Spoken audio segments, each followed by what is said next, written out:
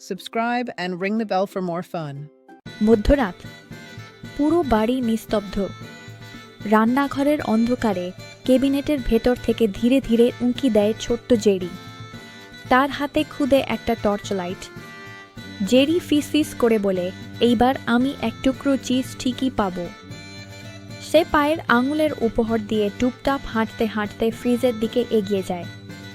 ফ্রিজের দরজা টেনে খুলতেই সোনালি আলো জ্বলে ওঠে, আর ঠিক সামনে দেখা যায় বড় একটা টুকরো চিজ।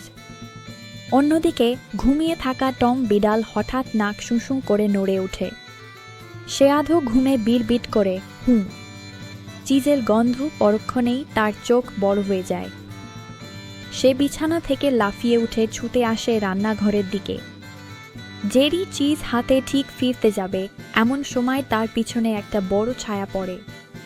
জেরি ঘুরে দেখে টম দাঁড়িয়ে আছে দুষ্টু হাসি নিয়ে। জেরি ছোট্ট একটা চিৎকার দেয়, ওই টম।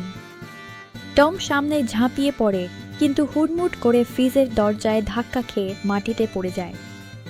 জেরি হেসে ফেলে এবং দৌড়ে পালিয়ে যায়। এরপর শুরু হয় দৌড়ঝাঁপের পালা। জেরি একটা চামচে লাফিয়ে চড়ে উঠলে ছিটকে দূরে চলে যায়। টম নকল করে চামচে লাফ দেয়, কিন্তু চামচ উল্টো তাকে উঁচু প্লেটের স্তূপে ছুঁড়ে ফেলে। এরপর জেরি দেয়ালে ছোট ইঁদুরের গর্তে ঢুকে পড়ে। টম ঢুকতে চায়, কিন্তু গর্তে তার শরীর আটকে যায়। জেরি পিছন থেকে আলতো ঠেলা দেয়, আর টম উল্টো দিকে ছিটকে বের হয়। টম এবার নতুন একটা চাল চালায়। সে একটা টেবিল ফ্যান অন করে সরাসরি জেরির দিকে ধরল। জেরি হাওয়ার জোরে উড়ে গিয়ে ঘুরতে থাকে। তার হাত থেকে চিজটা ছিটকে উঠে বাতাসে ঝুলে থাকে। জেরি আর টম দুজনেই লাফিয়ে চিজ ধরতে চায়, কিন্তু চিজ গিয়ে সোজা টমের মুখে গিয়ে লেগে থাকে। টম দুলতে দুলতে বুকশেলফে পড়ে যায়। জেরি এগিয়ে এসে আলতো করে চিজ খুলে নেয়। টম বিরক্ত গলায় গর্জন করে। জেরি একটু ভয় পায় এবং আবার দৌড়ে পালায়। রান্নাঘরে ফিরে এসে জেরি একটা রোলিং পিনে লাফ দেয়। রোলিং পিন তাকে দ্রুত সামনে ঠেলে নিয়ে যায়, সোজা গিয়ে টমকে ধাক্কা দেয়। টম গড়িয়ে যায় এবং দেয়ালে ঝুলে থাকা পর্দায় জড়িয়ে গিয়ে মাটিতে পড়ে।